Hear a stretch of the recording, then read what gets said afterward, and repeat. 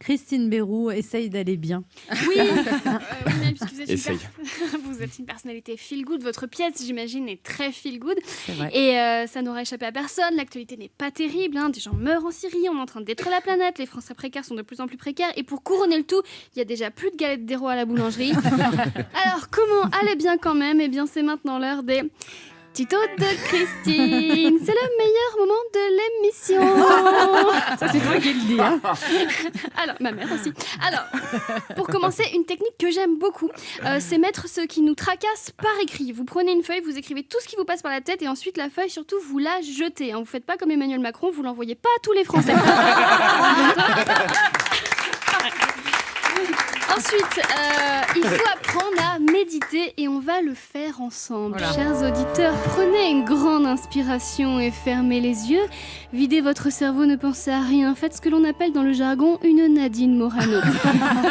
C'est pas facile, parce que les pensées sont là quand même. Par exemple, je ne peux m'empêcher de penser que je viens de dire à nos auditeurs de fermer les yeux alors que la plupart d'entre eux nous écoutent en conduisant. Je crois que j'ai fait une bêtise. Bon, après, c'est pas mon métier. Alors, autre conseil qui revient beaucoup sur Internet, se mettre au yoga. Je suis allée à un cours de yoga, j'ai dit au prof, je veux retrouver ma bonne humeur, ma légèreté, mon âme d'enfant, mon sens du contact. Il a été honnête, il m'a dit, non, ça c'est pas le yoga, c'est la vodka. Donc pour aller bien, se mettre à la vodka. Voilà, pour une fois que JP suivra un de mes conseils. Bon.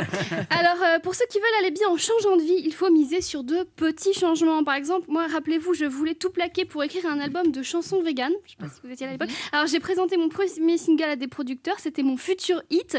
On a tous en nous quelque chose de salsifie. Alors, ils m'ont dit pareil, il faut rien précipiter dans la vie, donc j'ai décidé de mettre mon projet d'album entre parenthèses et en termes de bien-être, ça marche puisque le jour même, mon conjoint est sorti de sa dépression. Alors, un autre concept qui revient beaucoup sur les sites de développement personnel, c'est la notion de personnes toxiques dont il faut se séparer. Alors je mets un bémol là-dessus, parce que dans le milieu du spectacle, quand tu te coupes des personnes égocentriques, jalouses, manipulatrices, folles ou déviantes, t'es quand même rapidement au chômage. Donc j'ai trouvé une autre solution. Les gens qui vous font souffrir, j'ai lu qu'il fallait les envoyer dans la lumière. Ça c'est une chose que j'ai souvent fait. Mon ex, je l'ai envoyé dans la lumière des flammes de l'enfer. C'est vrai que ça a beaucoup mieux. Non, sérieusement, les gens méchants, je pense qu'ils ont juste besoin d'amour. Par exemple, un jour, il y a un gars qui s'appelle Michel, et il a écrit sur Twitter que j'avais une voix insupportable. Il a besoin d'amour. Et on va lui en donner. À 3, on va tous dire Michel, on t'aime. 1, 2, 3. Michel, on t'aime. Même si t'as une petite bite. Non, ça va mieux. Merci beaucoup. Ça va mieux tout de suite. Voilà.